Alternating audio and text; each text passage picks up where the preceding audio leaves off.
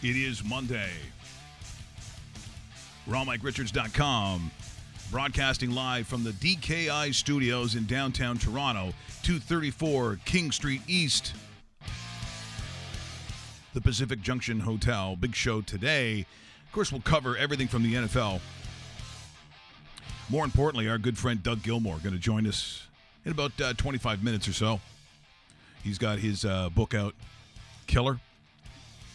Also, he's got Killer Brew out of the Whitewater Brewing Company out of the Ottawa Valley, a Kolsch-style beer, and it's fantastic. It really is. So many things to talk about with our good friend Dougie. We'll certainly do that today. Also, a shout-out as well to the director, Rory Karpf, who we had on, was it Friday? Friday, yes. Friday. As on TSN, they debuted Nature Boy, so the doc on Ric Flair. I tweeted it out. It was incredible. It was. You don't need to be a wrestling fan to be engaged by this film. I mean, it's by definition the way that great storytelling is. And if you haven't seen it now, Dave, you said it's coming back on. Yeah, next I guess viewing would be November 18th. I believe that's a Saturday, right? Is that Saturday? 18th, November 18th, 1 o'clock in the afternoon on TSN 3. So just set up the PVR. Yeah. Set up the PVR because exactly. Just do it in advance, that's all. The story's incredible. And knowing that I have an obsessive personality, as I think we all recognize that I do, now I just want to be Ric Flair. Even though I know all the really bad parts. Oh, there's a lot of bad parts too. And there is. This isn't for the faint of heart either. But you've got to see that doc was fantastic. Just the technique that he uses, the interviews, the clips. The clips are unbelievable. Sally Jesse Raphael shows up in it. Yeah, he was. Remember her? The stupid big glasses. I hated that show. Big red glasses. And they're the way that he was kind of roasted a little bit on the show. Like he was pretty calm. Mm-hmm.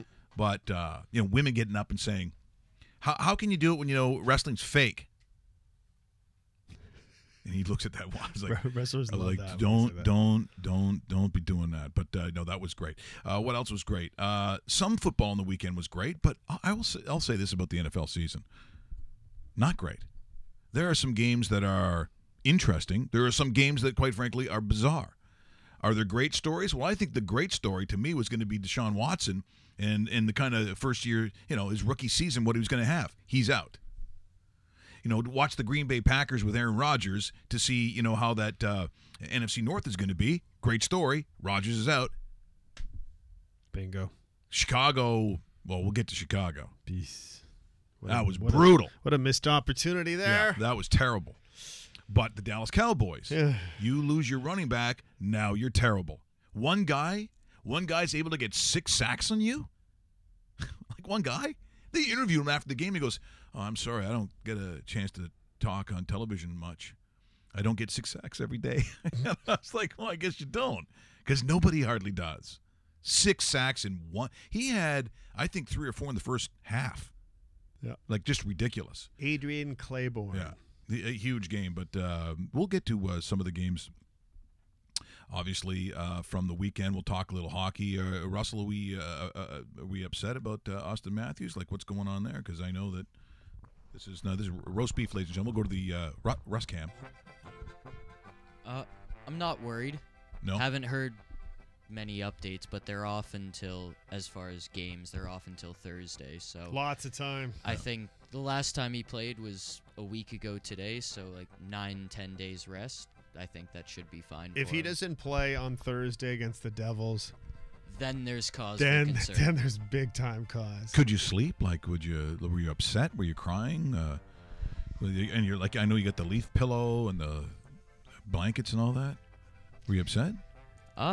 They won. They won both games, so That wasn't the question. Yeah, so so I can't. So really heartless upset. now. Way to dodge the it's all of a sudden it's like, yeah, who gives a shit now?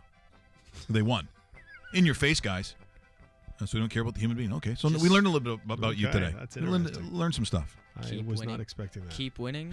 Yeah, no just matter- win, baby. No matter what it takes. Is that the Leafs saying Yeah. "just win, Yeah. baby"? Russ- Is that? I think it's a the guys- Russell Graham now. Just win, baby. They originated that one. Is that what I'm saying? Is that what I'm hearing? Okay, so let's take a look at the NFL. Once again, Doug Gilmore come up in about 20 minutes or so. We'll give him a call. And if we're taking a look at this weekend, Dave, if we're looking at, let's say, just a good story, what is the good story? Well, I think if you're looking at those that deserve to be talked about, the New England Patriots look like they're complete control, by the way. And I also think that the Denver Broncos, they're talking now that they may have to clean house or start cleaning. You mean now you realize this? It's funny how Seriously? how if you don't have a quarterback, you're not very good. That's so foreign to me. I thought for sure you can win without a quarterback. Who needs a quarterback, right? You know what? This Denver team is kind of sad because you have the $1 million defense. And I know in terms of financials, that's not even a backup safety, but you know what I'm getting at as far as $1 million defense, and you have a 10-cent offense. Yeah. That's what it is. Yes. And you have star receivers. You actually have a running game, but you don't have a quarterback. You have to address that problem. Trevor Siemian isn't the answer. Brock Osweiler isn't the answer. And guess what? Paxton Lynch, which is the next guy up, as soon as he nurses back from injury, he's not the answer No. either. You need somebody established in that position, or at least draft the proper guy in that position. I don't even think they have time to draft a guy because the defense isn't going to stick around forever. It's time to go out and make a push for a free agent or a would-be free agent, or see maybe what the Washington Redskins are doing with the Kirk Cousins, which they'd be crazy to get rid of. But guess what? All they keep on doing is year after year after year is franchise tagging him for 1 year, which is totally unfair to a guy that's a very good quarterback. He would fit in great with the Denver Broncos. Yeah, well, if you were asked Peyton, here's a guy. Even though sometimes people don't even think of him as a Bronco, but the reality is he was the last guy that was the winner, and he won it all. And he won it all. And you know what the funny thing too is, speaking of Peyton, if he's watching that game yesterday, Mike, and you have a very good relationship with him, if he's watching that game and he sees Tom Brady win on the road, he knows in the back of his head that Tom Brady just broke the record for most regular season road wins by a quarterback, because both Brady and Peyton were tied at 85, and now Tom Brady has 86. Peyton, you got to be pissed about that one. I'll be honest with you. I was watching at home. I don't know why, because the football's so bad. Eli's bad. I mean, and Brock Osweiler, the world's tallest loser. I mean, you're 7'9". How can you not see guys who are open? Apparently he can't. And I'll say this about Tom Brady: thinks he's so good. I've made love to his wife like 3 times. You have? Oh yeah. I even did a little, I don't know if I should say, a Louis C.K. one time at a McDonald's, right there. I said, you take a look at this. You take a look at what I'm doing right now. And even Tom was watching. Oh, that was weird. Okay, you talk about Louis C.K. there, Peyton, but and you hear the who's who in Hollywood. They're coming out with scandal after scandal after scandal. We're not going to hear anything from you, are we? Please tell me it's not true.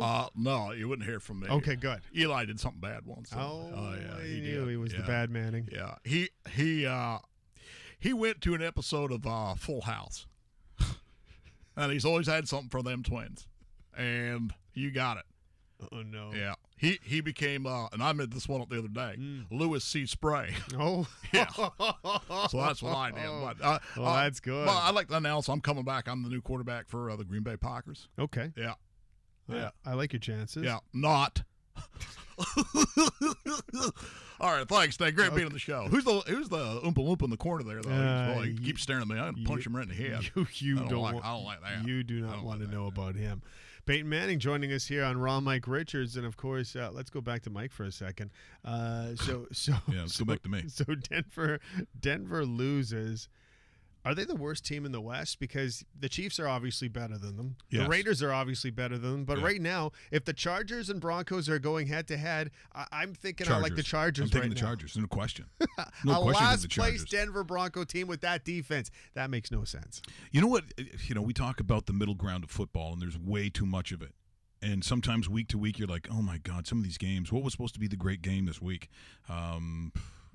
Truly, what did we think was going to be an engaging game? There were two games that I was looking at, and one lived up to expectations. Maybe Minnesota. It was Minnesota and Washington. Minnesota, Washington. People sat there and said, wow, Washington, dogs at home. It's like, well, Minnesota's a pretty damn good team. And guess what? Case Keenum, not a bad quarterback, 21 for 29.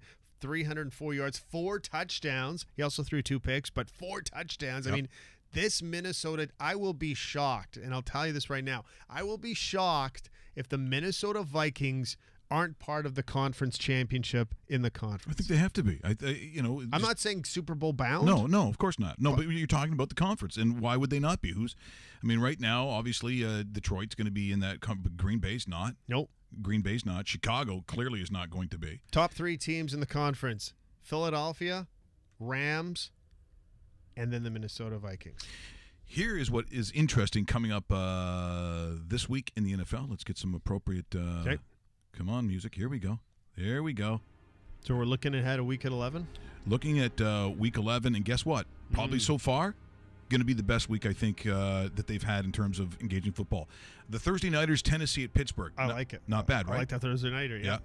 I'm taking a look at, Detroit, Chicago, I thought would be a better game. It probably won't be, but, when you talk about conference rivals like that, division rivals, could be good. Mm-hmm.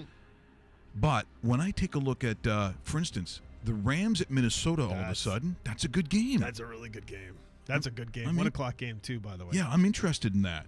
Washington, New Orleans. Yes. Now, New Orleans, are they the one team that's under the radar we're not paying attention to, but quietly have won, 7? 7 straight wins, their first place in the division. And you know what? Don't look now. The last team to go 7 straight wins during the regular season, the last 2 teams actually went to the Super Bowl. I'm not saying the Saints are going to the Super Bowl, but the Saints are definitely making the playoffs, and I think the Saints are winning that division too. Because I don't think, I would say 4 weeks ago, if it's a month ago, I'd be saying you're crazy. Like, what tells you that this team is going to be, but I'll be honest. So Drew Brees, also the emotional leader, the guy with the accountability. He's that quarterback that looks into that team and says we talk about coaching up.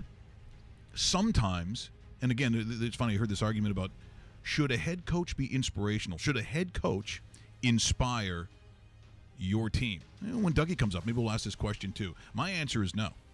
I don't think your job as a professional coach is, now, can you be inspiring? But you can't, you're not, Newt Rockney all the time going out there and giving these great inspirational speeches so the guys all run out of the ice or skate on the ice or run on the field or whatever you want.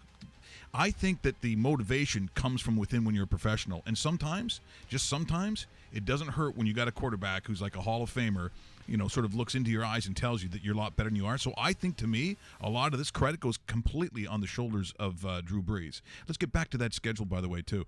So we said Washington, New Orleans. I would think. Now this is a lower tier game, but I'm interested to see what Buffalo actually does on the West Coast against the Chargers. I know that's a tier 2 type game. That definitely is not my top. But you have to stop the bleeding if you're the Buffalo Bills. Yeah, it's come down pretty. It is, and that was a rude awakening yesterday. Crashing down. Yeah. But you're right. The next 2 games, and we'll start off with that Oakland game in Mexico City. We talked about this before the season started, and said if Oakland is who they want to be, then this is their one chance, actually, because it's in Estadio Azteca in Mexico City. That is. So it's always weird in there, Dave. I mean, over 100,000 people will be at this game. Oh, they're delivering babies in there. I think people are butchering live animals. Don't remember hearing that. It's they're setting fires.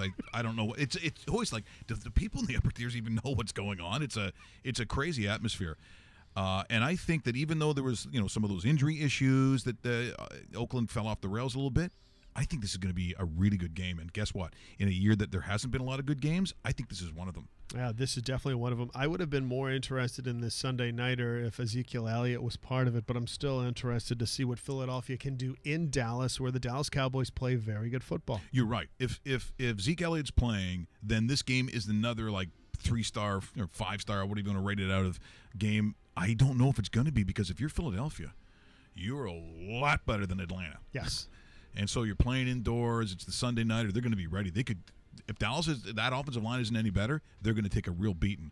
And finally, this looks like it's a decent game, but you never know with Seattle because sometimes they just suck. So does Atlanta. They're both playing on a Monday night. What happens? At least it should be a good game. It should be a good game. Yeah, it should be a good game considering what Atlanta did to Dallas this weekend. And they got to build off of something too, Mike. They're only a game over 500. It's they're still chasing the Saints, and if they're not going to chase the Saints, they better grab one of those wild card spots. And these are key points of the schedule where this team has to get W. So we'll have to see what they do on Monday night. Seattle opens as 3-point favorites. Who's the most embarrassing team in the league? Who's the team right now that should look at themselves and go, you know what? We're a joke. We're a joke. We're terrible. I'm gonna say it's easy to say Cleveland Browns. I think the Cleveland Browns are part of that conversation. I think the Cincinnati Bengals are part of that conversation. Yeah. It's joke because you should have been a lot better than what you are. Honestly, Marvin Lewis, I don't know. Like I used to really be sort of a Marvin Lewis guy. I thought he was very accountable, which he probably is as a human being. But how much longer do you keep that going? Because they stink. And he's been there for a decade. And now, more than anything else, and get ready, studio audience, because you're going to like this. All right. I think the biggest jokes in the NFL right now are the New York Giants. Oh. And I think we have an agreement with some of the people that are not Giant fans listening to us today. What do you do there, McAdoo? How's he keep his job? Like how? I don't think he really, does. and is like you got a clean house. Can Eli still be a good quarterback somewhere else? Because I don't know. I don't know about that. I'm beginning to think that he might go from former Giant to possible starter somewhere else to quickly a backup. Because it almost seems that it doesn't seem like he's capable. He needs a new environment, but he's also 36, 37 years old. So it's not like he's just this. Remember when they talked to Drew Brees when he was a San Diego Charger, and they were thinking he needs a new environment because he's only in his late 20s, and he still has some football left, and maybe going to the Saints will rejuvenate. Well, guess what? He's turned himself into a Hall of Fame quarterback. Eli Manning isn't in that spot because Eli Manning is already in his last couple of years of NFL quarterback.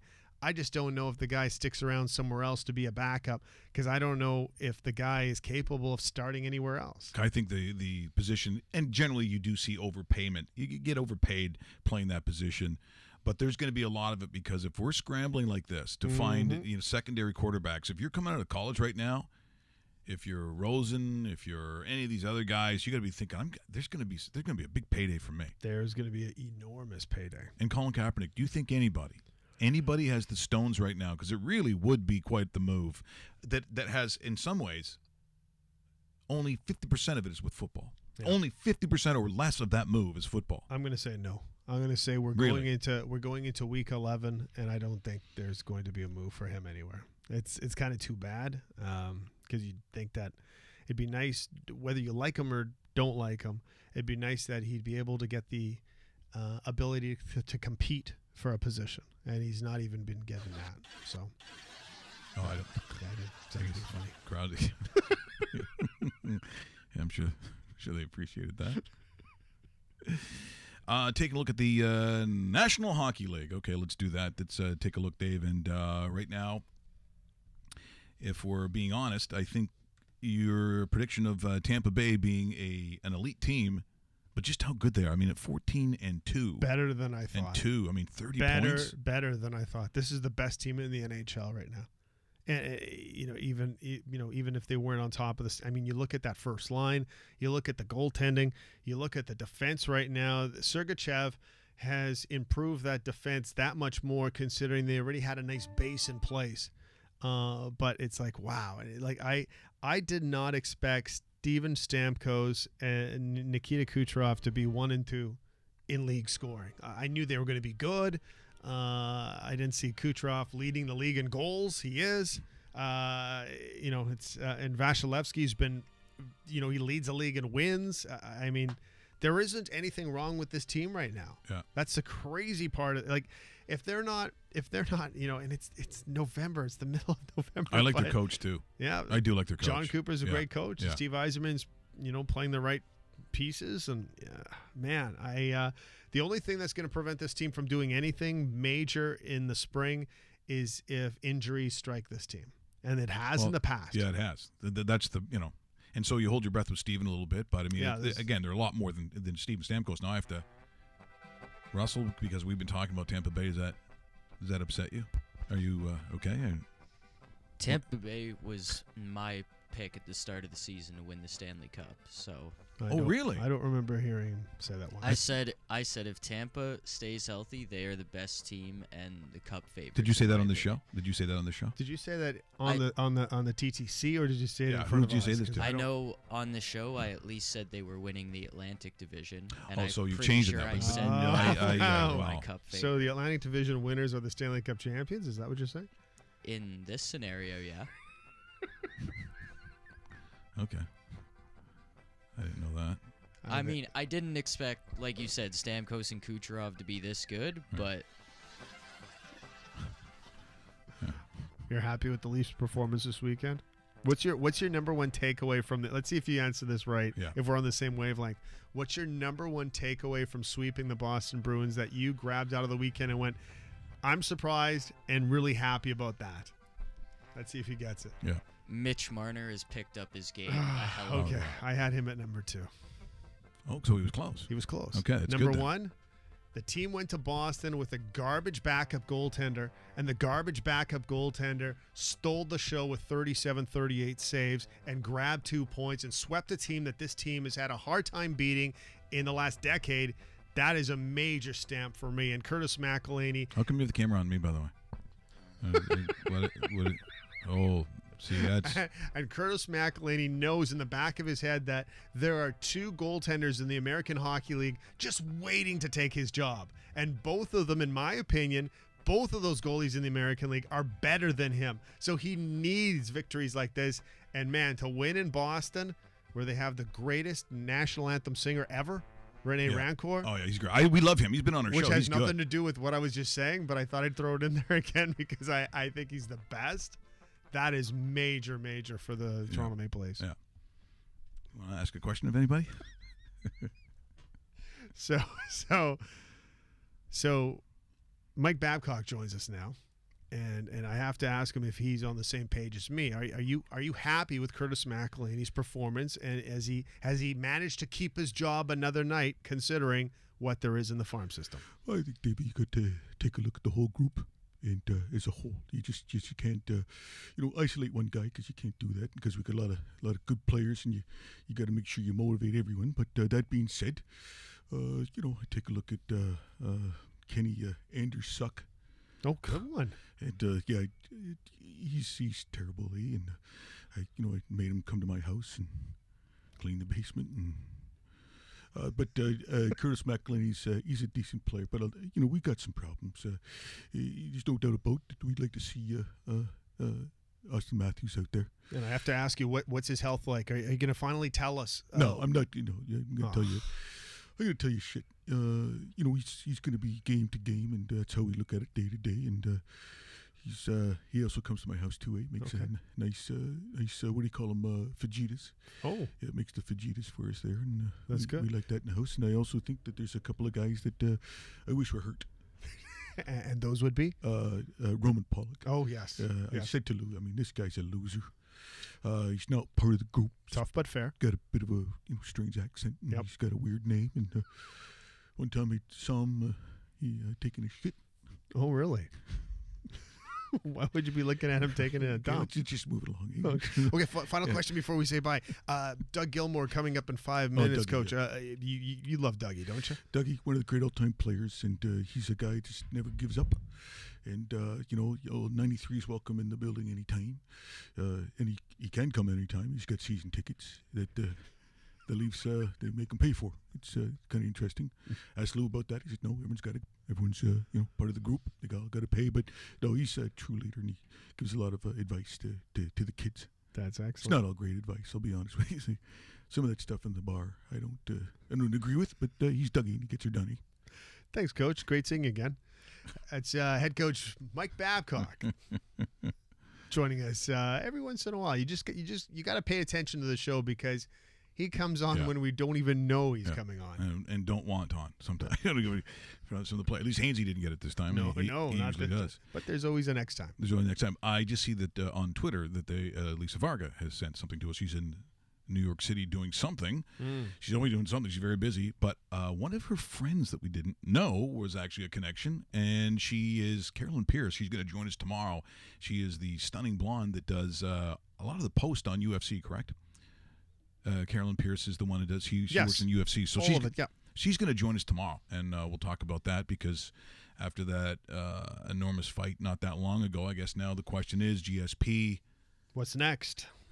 Look, we know who's in line, but I'm saying beyond that, it's that whole Conor McGregor fascination. And People want to see it. see, that'd be hard for Except me. you. That'd be hard for me. What am I supposed to do now? Oh my God, my two favorite guys. I almost don't want to see. Have you ever? And here's a question too. If you've ever known anyone who's in the sport, let's say it's Muay Thai, it's just mixed martial arts. Have you ever gone to a fight to see them, realizing you may know one or both? Because I'll tell you what, when you do that, or boxing, it changes the way you look at a fight, man. Because when it's someone you know, and God forbid you know both of them, it's brutal. It is on a small scale. I used to work for the Manitoba Boxing Council Commission, whatever you want to call it, and one of its main promoters, John Vernos, was a good friend of mine. So I used to do a lot of work for him, and he would bring in a lot of these fighters, so you got to know them outside the ring. Yeah. And then when you actually went to the event at the convention center and you saw the two of them, it's like, oh geez, yeah. Because they play to win. It's not a football game where the two offensive players will never see each other on the field, but they're both in the ring by themselves, and it's hard to watch sometimes, considering you kind of know that dude has a pregnant wife, and this guy is going through a hard time with it. You know what I mean? And It's terrible. Yeah. The worst one I ever saw, there was a guy named Matt Mihalik. This was in Calgary, and the same guy who was training him was the same guy who trained Willie DeWitt. Yes. And so we're building up this fight, and he had all kinds of fights in Las Vegas. He'd been working out in Florida, Hollywood, Florida. And so we have this big event in Calgary. I think it was actually Chestermere, where John Morris is. And so he gets into the ring, he starts fighting this guy, and he looks really, really good. And Matt Mihalik was a heavyweight. So this is, these are big boys out there. And he was, going through the first 2-3 rounds, cruising. And then all of a sudden, it was like either the third or fourth round, he just stops boxing.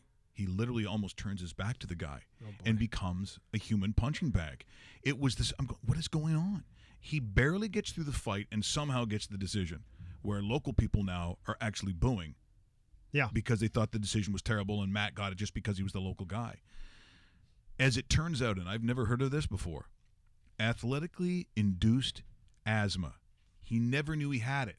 So once he got his heart rate up to a certain thing and the respiration, Holy smokes. he started to choke out. Holy smokes. He couldn't breathe. Wow. He did the last 5 rounds with no air in him.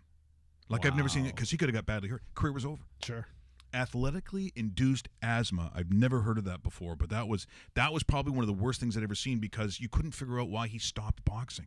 Jeez. And that again, that was pretty scary. I believe it. Let's pray that we have some magic here. It looks good. Oh boy, it looks really good. Okay. And the magic of Skype, as we call our buddy Doug Gilmore. See if he takes the call. He may not take the call. You have reached the voicemail box there we of go. 41. Okay. All righty. But at least we know it works. Yeah. That's the big thing. Now, Doug, so the book is available now. He's still doing a lot of book signings, by the way, in the GTA. So he was out at like Costco, out in the Durham region, Oshawa, Ajax. He was out there. He's got that obviously going for him. And enough stories that I'm sure to go around, including, people always asking about the Gretzky thing, right? I mean, he can't go anywhere with people asking about the slash. I mean, it's one of the big things that comes up on him all the time. It is. The other thing is, of course, some people might know I was involved with him in the winemaking process, the Gilmore Wines, which was a lot of fun. It was really cool. He was a part of the winemaking process. But now they got a beer out from the Whitewater Brewing Company out of the Ottawa Valley called a Kolsch style beer, Kolch style beer, and it is fantastic. It is really, really good. Should we try it again? Yeah, let's try it again. Let's try it again, because I think he's on a bit of a junket today where he's got to talk to like a whole bunch of people. Oh, there we go. Yeah, so Skype is being hilarious once again, so we will endeavor. Dave, do you have anything interesting to talk about? Yeah, absolutely. On the weekend, did your daughter do anything? Or? You bet. It was regular. No. Let's just go to some NHL stuff tonight. Light schedule in the NHL. Only 2 games to tell you about. It's Dallas visiting Carolina. That's a 7:00 start. A little bit later on, it gets a lot more interesting. It's St. Louis at Calgary. 2 teams Doug Gilmour played with in his monster NHL career that a lot of people remember him as a Toronto Maple Leaf. Of course, he was the class of 2011 as a Hockey Hall of Famer. And I'm kind of curious to see what he has to say about this year's class, because every single player, a part of this year's class, when you look at Teemu Selanne, Paul Kariya, Dave Andreychuk, Mark Recchi, he played with these guys. He knows all about them and how good of players they are. So these players joining him in the Hockey Hall of Fame. And you know what? There's even a good story, Mike, and you're going to like this one. There's even a good story in the book about where him and Pat Burns went when Pat Burns came over from the Montreal Canadiens, because a lot of people forget, Pat Burns was a head coach of the Montreal Canadiens before he became the head coach of the Toronto Maple Leafs. And him and Burnsy went to a famous Toronto establishment and had drinks. It's something you know of, and had drinks. But then when people started noticing they were there, they actually had to take off. So that was kind of interesting. Well, I'm going to be texting his PR guy too, just in case we're having a hard time there. But also yesterday, of course, in the NHL, just a recap as we connect with Doug Gilmour. Not really a busy Sunday, because Sundays are for football, and we'll get to that in a second. Maybe he made some picks. Maybe Doug's got some advice for us. Hello. Dougie Gilmour, it's Mike Richards calling. Hey, Mike, how you doing? I'm doing good, buddy. How are you? You're just so you know, you're live. So if you're going to drop, I mean, it is the kind of show you can drop bombs. If there's something weird going on at home, you can do that. Hey, buddy, thanks so much for joining us here today. Hey, it's been too long, buddy. I haven't seen you in a long time. Oh, I've been busy, buddy. Apologize. No kidding. No. All over the map right now. So. Well, this book thing's got you pretty busy. I know people are pretty excited about it. I know you were out in sort of the Oshawa, Ajax, Durham area doing book signings. And I'd have to think for yourself, I mean, if someone's going to be able to write a book, it's going to be you. But I'm just curious, did you have any of the boys calling you up and saying, so what are you putting in that book? No. You know what? First and foremost, there's a lot of fun stories that I've had with different teammates, and it's for me doing the book, guys. It was more important for my parents. I for the last 12 years I said no, and for the past year and a half, I decided yes when I lost my dad, and then Mom diagnosed dementia, and so it was just time for saying thank you to them, and that's why I did it. So when you look at this book too, I mean, and again, you just mentioned the relationship with your parents. Was it hard? Was it difficult? Did you have to sort of decipher, the things that you truly wanted out there, as opposed to, like a lot of, let's be honest, Doug, a lot of guys go out there and after a certain period of time, they just kind of don't give a shit. They're just going to write whatever they want. I know you're not that type of guy, but did you have to go through a lot of things in your mind, what you did and what you did not want in that book? Yeah, we kind of had a strategy when we picked Dan to do the book, Robson. Obviously he did Pat Quint and Clint Malarchuk and stuff, but it was going to be more about growing up in Kingston, and obviously through my career was pretty easy with 7 teams and then just some other things. So the reminiscing side, with whether it's siblings telling some stories or it's teammates or friends. It was a lot of fun. I kind of joke about it. It's a year and a half of my life I'll never get back, but it was at the end of it, guys. It really was. I think there's so much more we had in there too that we kind of had to cut back. So stupid things that I did, and it was like I said, it was fun, and it's over, and now I'm just doing the tour, and it's been very overwhelming and very respectful for saying they really enjoyed the book. So that's all I got.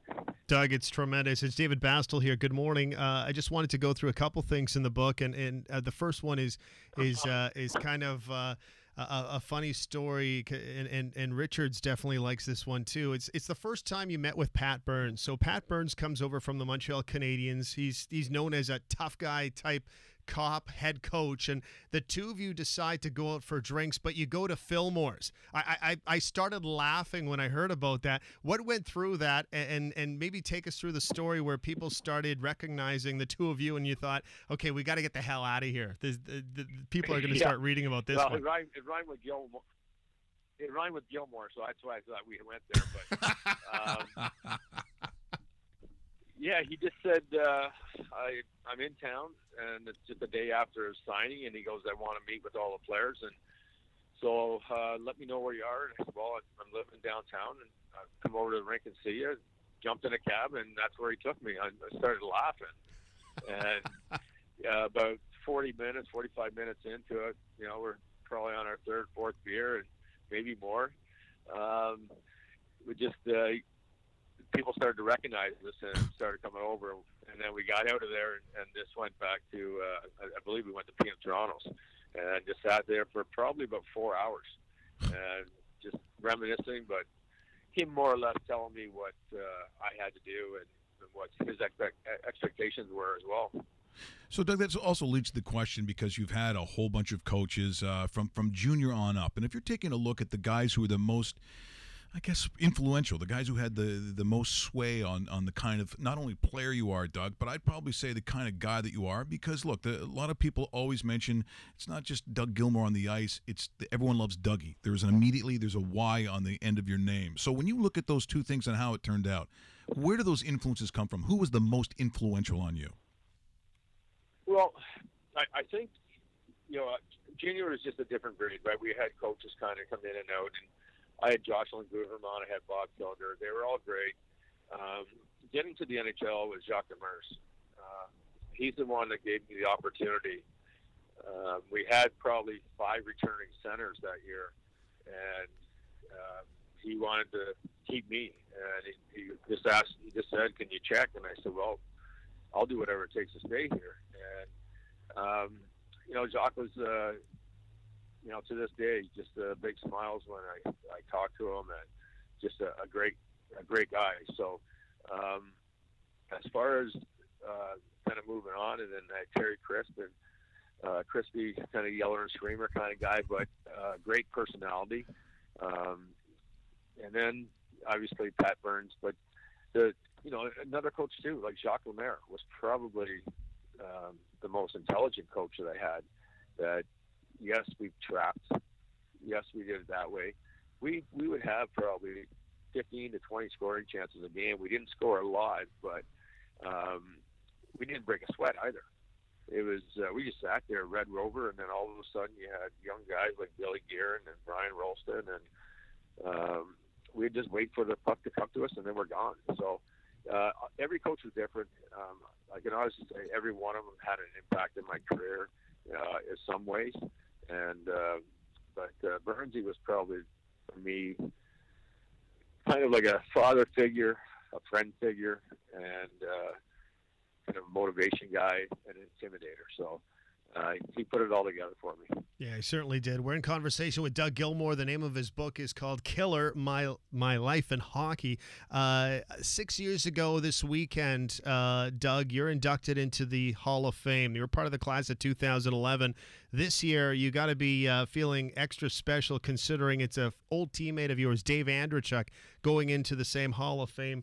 What did Andreychuk and you have on the ice outside of the magic we saw? It was the two of you together as Toronto Maple Leafs was probably the best part of the 90s for a lot of people listening us to a game. And why did you guys click so well? Yeah, I played against Dave and obviously Junior, and I think for a guy like Dave Andreychuk, probably you don't know how good he is until he's on your team. He paid the price every night to stand in front of that net. The old school rules, Hudson Bay rules, that you're going to get cross-checked, you're going to get hammered all the time. he found a way to park his big body there. Not too often he would miss the net. Half the time he'd shoot at the goalie, and he was big enough his reach to get the rebound and put it back in behind him. So, yeah, he was. Garth played with the Leafs for a little bit. That's what I thought. Because you know the reason I was saying that was like, do you remember when the Leafs and I'm working at the Fan? It was me and Derringer, and we had to do the morning show down there, and we all went to Disney World in Florida, and Garth was in that group. And I remember, the kids would go to bed, everyone would go to bed, and then we'd sneak back out into the Disney pool with beers. Yeah, and drink in the pool. The lights would come on, and the Disney cops, would come out. Hey, what's going on there? Hey, no beers. And it was always Garth. He was always in the middle of it. I just whatever happened to him? You know what, Garth's he's still out west. He's been in the bar business. Go figure. So he's done well for himself, though. I've seen him a couple times in the past probably 12 years, just at alumni games. And Garth, he's a great guy. That was a great time. That was actually a fun team. I look back on it. Felix Potvin was, those days. That was pretty fun. Joe Bowen what was it he was putting on people's shoes? What was that? What was the gag that Joe used to do? Who's that? Joe Bowen. Remember Bones, he used to put stuff on guys' shoes at the dinner table, crawl under the table. Oh, well, yeah, that was shoe check. That's something. As soon as you get to the NHL, we always had kind of a buffet pre-game meal, and somebody would be under there putting mayonnaise or ketchup or something on your shoes, and everybody taps the glasses, and then you got to look under the table. So no matter what, everybody was going to do it. Bonesy probably got it done to him so many times he had to change it, start doing it to other people. I bet. Now, aside from the book, Dougie, and again, it looks fantastic. It's HarperCollins, by the way. It's available everywhere you want to check it out, including Costco. Is that correct? It's also at Costco? Yeah, it's at Costco, Walmart, and as well. Sorry. The beer Killer 93, and then I tell people about it because the Kolsch style brew that's made out of Whitewater Brewing. Dougie, I'm serious. I mean, look, we know the guys that are a part of it, and there's a process and like everything that you do. But I got to tell you, that beer is fantastic. That's one of the better beers I've ever had. Yeah, Mike. You know what? When it's obviously it's a microbrewery company, and we just didn't want it hoppy, and they came up with the Kolsch style for us, and it was phenomenal. Like, it's just a light beer, and now we're getting it out all over the place. Took some time, obviously, as you know how it works with the wine business as well. Yep. It's coming, so that's the good news, and it should be in all the grocery stores and certain beer stores probably no later than it's at some places now, but no later than in January.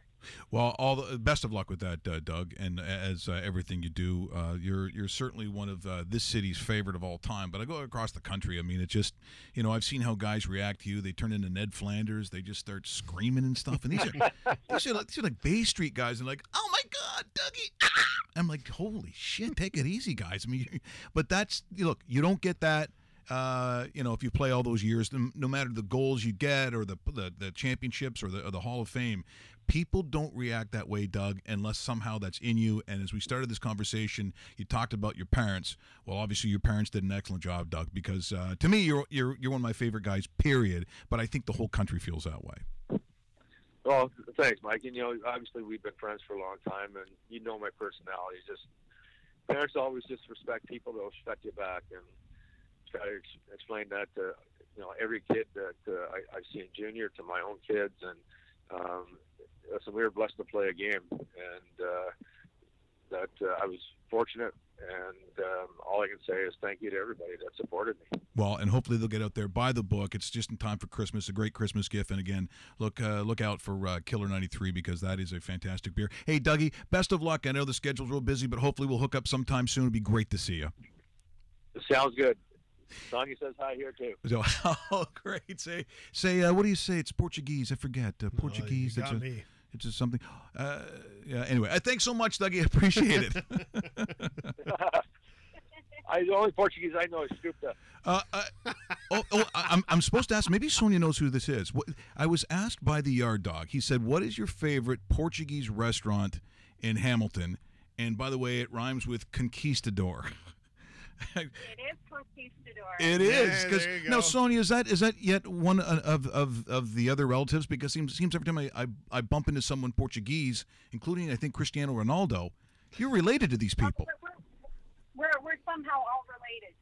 Well, it seems that way. Well, look, best to you and cute little Victoria. Is she in the movies yet? Because you got to get her on camera. She's unbelievable. I know. What a doll. She wants that every day, so we have to wait till the summer.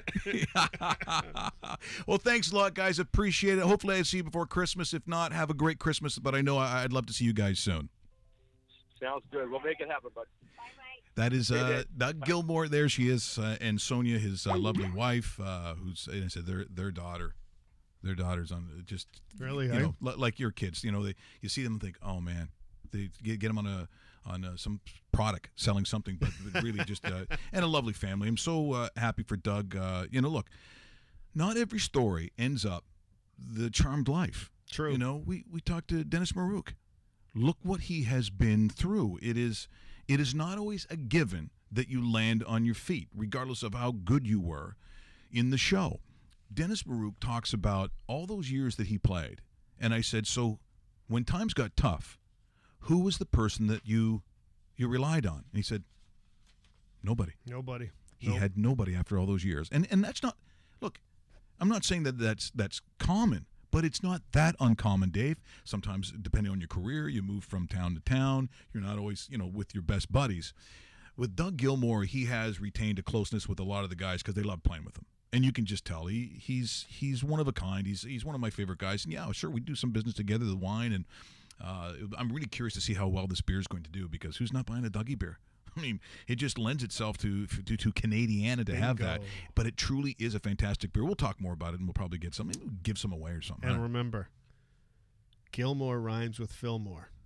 Just telling you. I'm going to use that. Yeah, and by the way, the last time the Fillmores was Suds. Like after Dougie Ball, and it was like 3 or 4 o'clock in the morning. Had to get up an hour later, and I was on TSN 1050, and still did the show. You did. Yeah. After 400 cigars, and you don't want to know what happened. Fillmore's Toronto's party place. That's what they call it. Is that what they call it? Is that what? So party is another word for UK. Alrighty then. There we go.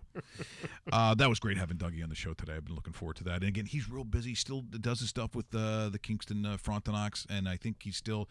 I don't know if they still call him the president, but he has an active role, and he's not the general manager anymore. And that's he had to actually get on the buses and go around. But, look, junior hockey, man, it's just so draining. I was just talking to Mike Luck, our good friend at 94.9, The Rock. Mike Luck. Yeah, Craig and Lucky. And I said, how are the Gens doing? He goes, not good. Oh, boy. Not good. Lost 5 in a row. Second worst power play in the league. And I said, let's hope the PA guy doesn't pick up on that when they hit the ice. No kidding. Ladies and gentlemen, your second worst. Yeah, so yeah, you don't want that. You don't want that. But see, that's why junior hockey is so difficult. As he just said, he had a bunch of coaches.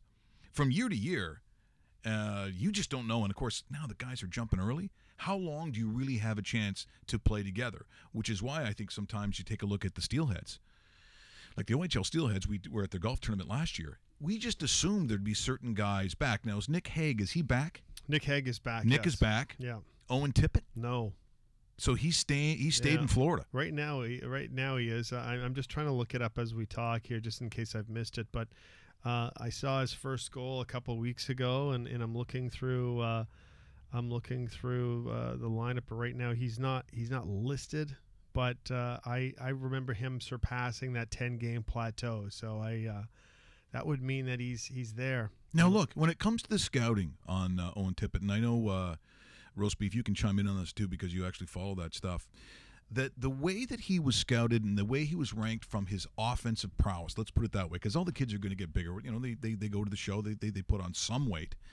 But, looking at what they thought his potential was in the NHL, it was really high. In fact, I think when the draft was coming down, I thought he was going to go, I thought he'd be in the top 5. He wasn't in the top 5. He ends up going to Florida. Are we saying that he's going to stick because he looks like one of those guys? Depending on his environment, he's good enough to do it. Maybe Owen Tippett. Maybe he stays with them roast beef. Maybe he's because right now Florida's not doing that great. So you're gonna maybe lean on. I don't know. I mean, they're obviously going through a little bit of a rehabilitation down there, and the Panthers could be like, look, they're not as bad. I don't think as that record shows. But does Owen stay? Well, I just looked it up. He's back with the Steelheads. He is back with the Steelheads. Oh, yes, He played okay. 7 games with Florida, and now 2 with the Steelheads. Yeah. Because if the Steelheads get all those guys back, you're looking at a team that's probably going to the Memorial Cup again. What the Steelheads got back from the Florida Panthers recently was better than anything they could have possibly traded for at their deadline, Right. which is still months away. But a lot of times what will happen with a Steelhead team like this or a contending team like this, when it gets into February, they will package draft picks and they will get back 3 or 4 players. Like the OHL, and you know what, you could say at the CHL, trade deadline is ridiculous compared to the NHL because it really is. Roast Beef's kind of laughing because he sees it too. It's ridiculous where you see like a 5-for-5 deal and there's like 10 of them throughout the league, and how the London Knights are a very good example of it. It almost seems like for the last number of years the Knights would pick up 3 or 4 players just before the deadline to go on their push. The Steelheads will do the same, but they got an early Christmas gift here with Owen Tippett returning to the team in November, considering that he spent the first month of the season with the Florida Panthers. Yeah, speaking of Christmas, easy. It's only November, right? What are we, November the 13th? Yeah, November 13th. What's with the freaks out there? No, I get that the stores, I mean, once you're done with the Halloween stuff, the next day you bring in out there. Yeah. I mean, how do you go from the evil witch or the skull that has chocolate coming out of his mouth like it's vomiting blood to manger and the birth of Christ? How do you do that in 24 hours? How do you just, I'm not ready for it. Like a lot of people say, no Christmas before Remembrance Day. That's some people say, That's fair, yeah. just out of respect, don't do it. Me, I have a different rule. Mine is Grey Cup. Okay. Nothing before Grey Cup. I like that one. Yeah, better. I like that Grey. By the way, the Argos are going to be hosting an Eastern Conference final against the perennial Eastern powers, the Saskatchewan Roughriders. What? It drives me nuts. But you don't have 10 teams. Can you argue? Look, people should be happy that Hamilton's actually not in it. Because the way they finished that season, they actually look pretty good. And I know you're mad about Winnipeg, and no one ever cheers for Edmonton except for me on the weekend that had -3. I'm sorry. You know how that works, Dave. You know how it works. And you did money well first. with the -3. Yeah, money first. The Bombers scored 2 touchdowns late in the game and decided to make it a lot more interesting than it was, but they were clearly beaten up. And defensively speaking, Richie Hall has to take the fall for that. But we won't get into that now because I know we're wrapping up the show soon, and I don't want to start tearing up over another Bomber loss. Yeah. Okay. Maybe they need some trick plays. We're going to find this. And there are sometimes I'm okay with the trick play when it comes to the younger kids because it actually takes a little bit of school to real football play. Now, you have to watch very closely on this one. And these are little kids. This is Pop Warner football. The helmets are usually almost bigger than the kids. And so it looked like a fumble-rooski. I don't know if that one where the ball sits in the ground and then a guy picks it up. But I guess you call him an up back. Watch this trick play. Once again, this is really small, like really small kids. But for some reason, I just love the way that little kids with their giant heads run in football. Here is that play.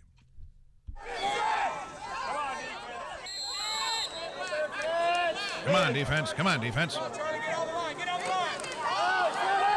And there he goes.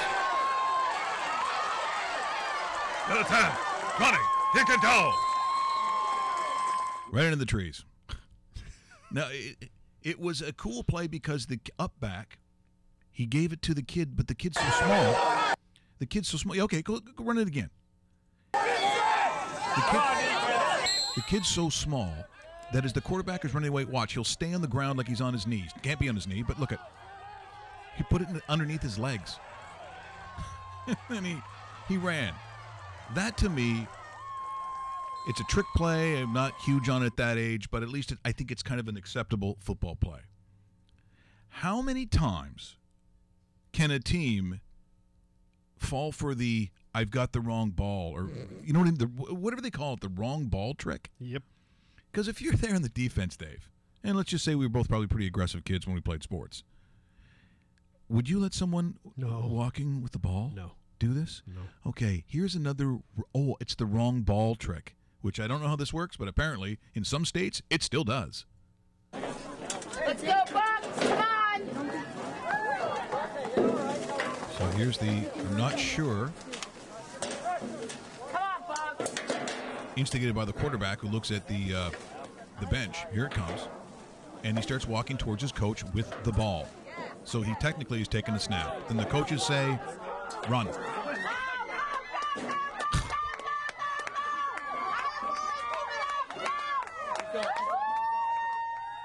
How does that work? Honestly, how does that work? You know who needs to do that? Denver. The Denver Broncos need that play. Denver Broncos could lose to that team.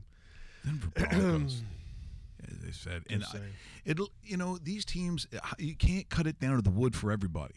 But if you're looking at how far you have to go, the Giants are going to get close to that pretty soon as well. Yeah, they're getting to it. Exactly. Like, I wouldn't be surprised if we see Davis Webb in at quarterback for the Giants soon. And if anybody's wondering who he is, he's part of that quarterback carousel. You don't want to know who the backup is because you never want Geno Smith, I said it, on the field at any particular time. I think he fights in the locker room too. And loves to fight his own teammates and usually gets the worst of it. He's the registered backup right now, so I'd be surprised if they try him out when you have an opportunity to see what you actually have in the pipeline. Also, explain to me this. Like, I get where you root for the home team because I would be that guy. No matter who that favorite team of mine was, usually if you're in the States, or we'll just say the United States for the most part, you still would continue to go to the games. But at some point, with futility, when do you give up? Sure. So if you're a Cleveland Brown fan, like how do you keep going to the games? Like, how can you keep, geez, I really hope we win today. No, Tommy. You ain't winning. No, exactly. You're not winning. No, who wants to play there? The only team that hasn't won a game this year. Now that San Francisco has won, so I'm not surprised San Francisco. I mean, they're playing the Giants. I get that, but at some point, San Francisco has been in a lot of their games. They might lose by less than a touchdown sometimes. Yep. And by the way, next weekend Cleveland's at home to the Jacksonville Jaguars. Yeah, Jacksonville's going to win. Yep, easily. That's a good one. Guess the point spread. Guess the point spread. What do you think that is? 8. Ooh, that's a. Gee, I hope you're not the. I'm glad you're not the. Why? What is it? Line. I don't know. Oh. I'm just saying. I hope you're not right. Because 8's that's not a very nice football number, Dave. Oh. Here's the sexy music. They don't want to. It's not about. It's not about whether it's a nice number. I'm guessing that it's going to be over a touchdown. Okay. Would we have early lines? Would they have? They wouldn't have it out now. Sure, they would. Let me take a look. 8. I don't want 8. You don't want 8. Okay. No. Well, I'm giving back that 8. Giving you Good. something All right. else. Give me something good. 1 second. I'm just loading it as we speak. At First Energy Stadium in Cleveland. Hello, welcome everybody to the Browns Football Network. No Energy Stadium. Dave. Hashtag Stephen Rapp Yeah. joke. He was good. People said Stephen was good. I said, don't. If you say it's good, he's going to keep doing those jokes. Keep doing it. 7.5.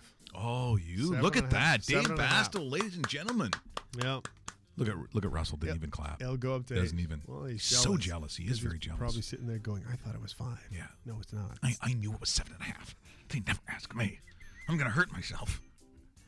Okay, so early lines. Let's see what other game I would like. Okay, fire. I never touch any game Arizona's in because I hate them. Yep. I am curious. Ooh, that's a bad game too.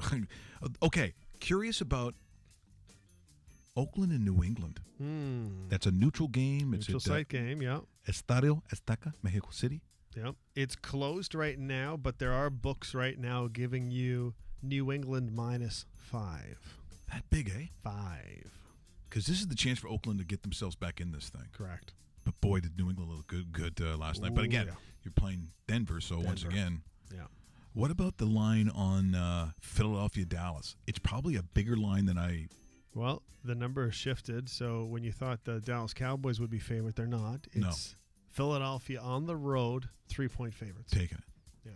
Not even. That's no question to me. If Zeke is in the lineup, But he can't be. Can he? He can No, come he's back.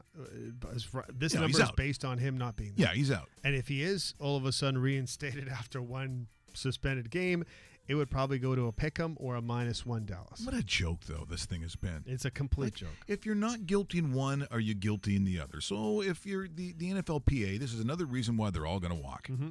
Like when that comes up, they're walking, folks. Which is kind of too bad because you sit there and you go, this is my fall and winter is made by the NFL kind of thing, and it's like you can take that away. It's life. Like that has a potential. How ugly it looks right now has a potential of forfeiting a year. And imagine. Oh that. yeah, no question. It's not going to be one of those. Hey, they're going to strike for 2 weeks and everything will be okay. They'll have a 14 games. No, it might be a year. Yeah, and guess what? You know what that means? Talking to the people in your house, guys. Really? Yeah. Is that what happens? Scrapbooking with your wife. Kids recitals. People like Russell coming up and saying, "Hey, do you want to see my ventriloquist act?" No, I don't. And by the way, that's not a puppet. So go to your room. No, I was asked if I want to go for a walk with the dog. Yeah. At about 4:01. Wow. I'm like, well, if we can do it in 4 minutes. Yeah. There's kickoff at 4:05. Yeah, I said, "Where's whatever, Sally?" Yeah. She said, Now, "That's Sally not-" has to realize this kicks off at 4:05 and 4:25. Yeah, so you're kind of no. It's not even fair. But the dog's got diarrhea. Oh, that's a nice story for the kids. I don't think that's even fair for somebody to ask you. Yeah, well, I think it's rude. you'll Actually, be see Sally in a couple of weeks, so you could ask her about that. I will ask Sally about that. Yeah, Sally. I'm a fan of Sally. I'm just telling you the truth. I'm a fan of Vicky. I'll invite her too. Yeah. It's time. It is time. Huge thanks to our good buddy Killer, Doug Gilmore. The book, Killer, available HarperCollins, Walmart, like all the big stores, Costco, you got it. If you're looking for a Christmas gift, not only are you getting a great book with great stories, Very much so. but it's Dougie. Also has the beer coming out, probably to a grocery store near you, Killer 93. Oh, yeah. A Colt-style beer. Speaking of in time for Christmas, trust me, this is fantastic beer. He said it's a light beer because it is on the lighter side. It's not that crazy hoppy kind of beer, right? But there's enough in it that if you like a micro brew, you're going to love this one. So thanks so much to Doug Gilmore. Join us tomorrow, Carolyn Pierce from UFC, a beautiful girl and on the show. Oh, yeah.